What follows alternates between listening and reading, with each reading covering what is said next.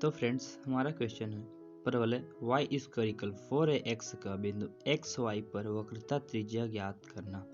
तो चलिए जानते हैं वक्रता त्रिज्या के लिए सूत्र क्या होता है।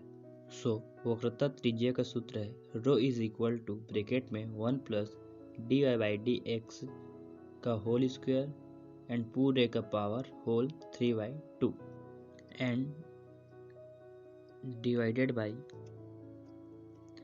d2y divided by dx2। आइए हम दिए गए फलन का अवकलन करके dy by d x and d2y by dx2 का मान निकालते हैं। क्वेश्चन है y स्क्वायर इक्वल 4ax। इसका अवकलन करने पर dy by d x equal to 4a and dy by d x equal to 4a divided by 2y। dy by d x equal to 2a divided by y। हम इस dy by d x के मान को note कर लेते हैं ताकि हम वक्रता त्रिज्या के सूत्र में पुट कर सकें। Again dy by d x equal to 2a divided by y का द्वितीय कोटि का अवकलन करने पर d2y by d x two equal to minus 2ay square into dy by d x. चूँकि dy बाई डी एक्स का मान हमने जो निकाला था उसका मान पुट करने पर d2y by d x two का equal minus 4a square divided by y cube होगा। अब इस d2y by d x two equal to minus 4a square equal y cube का मान भी नोट कर लेते हैं ताकि इसका मान सूत्र में पुट कर सके। अब हम वक्रता त्रिज्या के सूत्र में dy by d x and d2y by d x two का मान पुट करने पर हमें कुछ इस प्रकार से प्राप्त होगा जो रो इक्वल इस प्रकार है।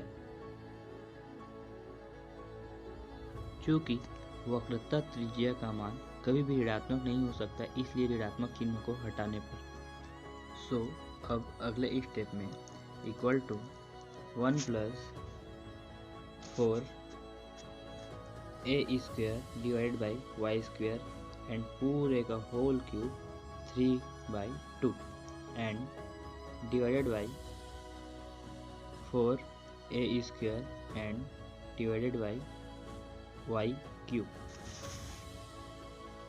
इसे आगे हल करने पर रो इज इक्वल टू होगा 1 plus 4a square divide by y square के एलसीएम लेने पर equal to y square plus 4a square divided by y square पूरे का whole power 3/2 and divided by 4a square and divided by y cube. अब y square plus 4a square and y square के whole power 3/2 को अंश और हर में बांटने पर and divided by 4a square upon y cube. अब घात के नियम से वाई स्क्वायर एंड उसके पावर 3/2 के 2 को कैंसल आउट करने पर एंड अब हम इसे कुछ इस प्रकार से लिख सकते हैं। अब y square plus 4a square का whole power 3/2 and divided by 4a square के वाई क्यूब को हम कैंसल आउट कर सकते हैं। चूँकि हम वाई स्क्वायर के मान को क्वेश्चन के मान वाई स्क्वायर इक्वल 4ax से रिप्लेस कर सकते हैं rho is equal to 4ax plus 4a square का whole power 3/2 and divided by 4a square. चूँकि 4 कॉमन होने पर ब्रैकेट से बाहर निकलने पर 8 में बदल जाएगा एंड 4 से कैंसल आउट होके इंटू 2 में बदल जाएगा। इसी प्रकार अगले स्टेप में 2 इंटू एंड ब्रैकेट में ax प्लस a स्क्वायर का whole power 3/2 and divided by a square. फिर चूँकि ए और ए दोनों में कॉमन होने की वजह से